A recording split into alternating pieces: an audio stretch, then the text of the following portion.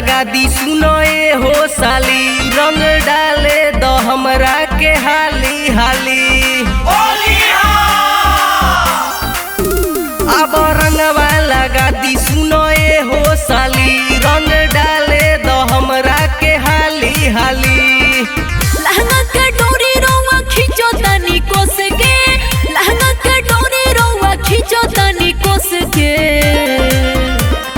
चोलिया में रंग डालो तनी जीजा हंस के। अरे बाप जीजा जी छोड़ी ना। चोलिया में रंग डालो तनी जीजा हंस के। सुनी ना काहे हो कोई बानी।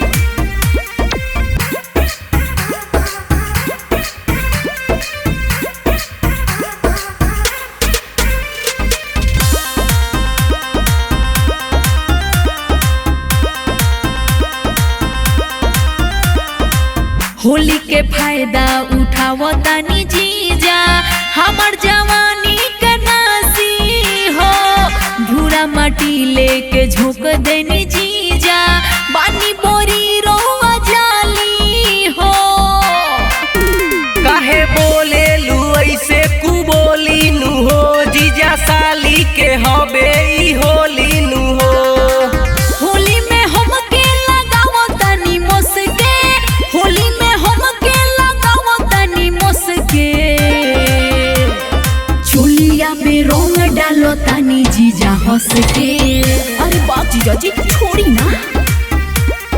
चोलिया में रंग डालो तनी जीजा हंस के। सुनी ना काहे हो कोई बानी।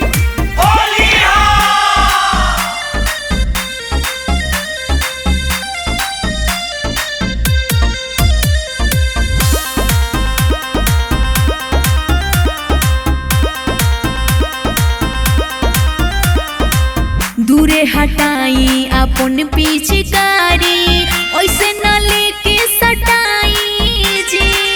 मानी न बात रउआ सुनिए जीजा, काचे को सोइली न कटाई जी। मधोली में अभिषेकवा के सतावल करो, अपना जीजा के साली सटावल करो। राम कुमार जीजा तेनी दोरो मुस्के, राम कुमार जीजा तेनी दोरो मुस्के। चोलिया में रंग डालो तानी जीजा हंस के। अरे बाप जीजा जी छोड़ी ना। चोलिया में रंग डालो तानी जीजा हंस के। सुनी ना काहे हो कोई